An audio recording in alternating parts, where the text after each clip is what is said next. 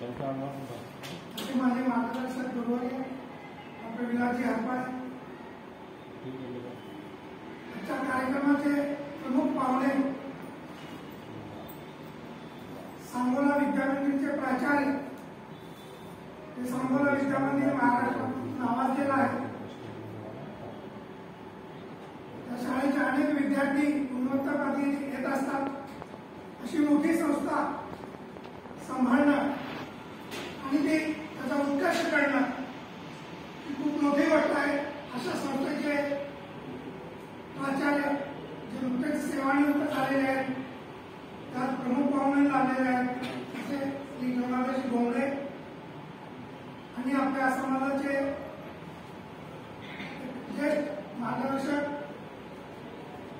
त्यांना दानशूर व्यक्तिमत्व म्हणता येईल असे श्रीकांतजी डांगरे, सौ डांगरे, तुमच्या जैन कसार समाज संस्था सांगली, ज्यांच्या वतीनं गेल्या 3 वर्षापासून तासा दिनदर्शिका ही संपूर्ण महाराष्ट्रामध्ये मोफत वितरण केली जातं. अशा या संस्थेच्या महिला कल्याण समितीच्या उपाध्यक्षा ॲडव्होकेट नीताताई मनकणी,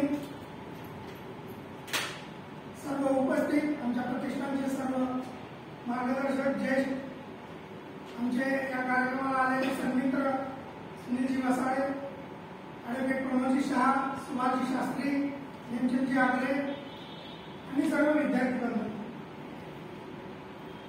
डॉक्टरांच्या कल्पनेमधून श्री संजय चांगले, अंतिलजी नळे यांच्या मार्गदर्शनामुळे विद्यार्थ्यांसाठी अनेक मंदिरं उभा करण्यापेक्षा एखादा विद्यार्थी जर घडवला, एखादा विद्यार्थी आर्थिक विवंचनेपासून शिक्षण थांबवू नये या कल्पनेमुळे आम्ही या जैन कसार प्रतिष्ठानच्या माध्यमातून चिंतामणी पार्श्वनाथ शैक्षणिक फंड उभा करतो आहोत.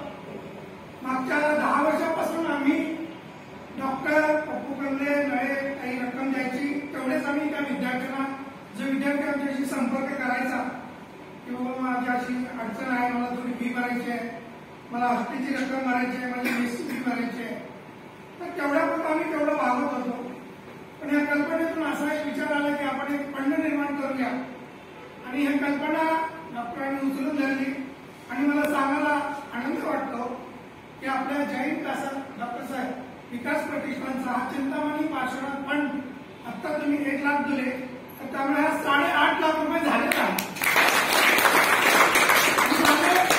डॉक्टरांनी ती कल्पना सांगितली की अजून 10 लाख रुपये आपल्याला गोळा करायचे आहे आणि त्यांची जी धडपड आहे त्याला आपण सर्वांनी नक्कीच साथ द्यावी.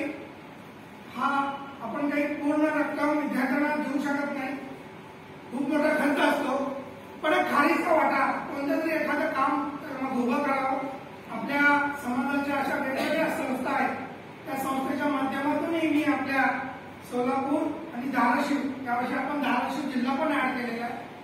आजपर्यंत आपण फक्त सोलापूर जिल्ह्यासाठी देत होतो, यावर्षी सोलापूर आणि विशेष म्हणजे लातूरचे सुद्धा 2 विद्यार्थी ज्यांनी मागणी केलेली होती आपल्याकडे, ते सुद्धा आपण आपल्या समितीने सर्व मान्यता दिली, काय हरकत नाही.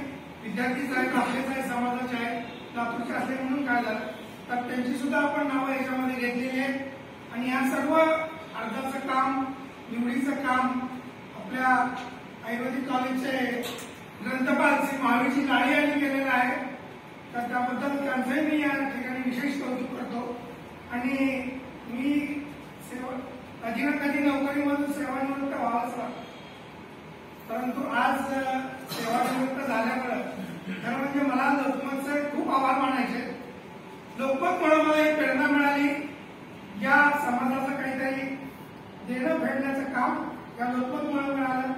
जैन कसार समाजाचा जो एक ग्रुप तयार झाला, एक संस्था तयार झाली, आपल्याही सोलापूर शहरातील समाजाला एक प्रसिद्धीच्या झोजामध्ये आणण्याचं काम या लोकमतच्या माध्यमातून झालेलं आहे. आणि संधी मला लोकमतला दिली आणि या मी निवृत्त झालो म्हणून माझा खरं म्हणजे खूप मोठा सन्मान केला आणि तोही माझे मित्र प्राध्यापक गंगाधर गोंगडे यांचे झाला, याचा मला खूप मनस्वी आनंद आहे. मी तुम्हा सर्व प्रतिष्ठानच्या वतीनं आणि तुम्हाला सर्वांचे आभार मानतो. मी माझा सत्कार केल्याबद्दल विशेषतः डॉक्टर साहेब आणि आमचे कार्याची धुरा त्यांचे तंबूवर असते असे बाबूरावजी तंगा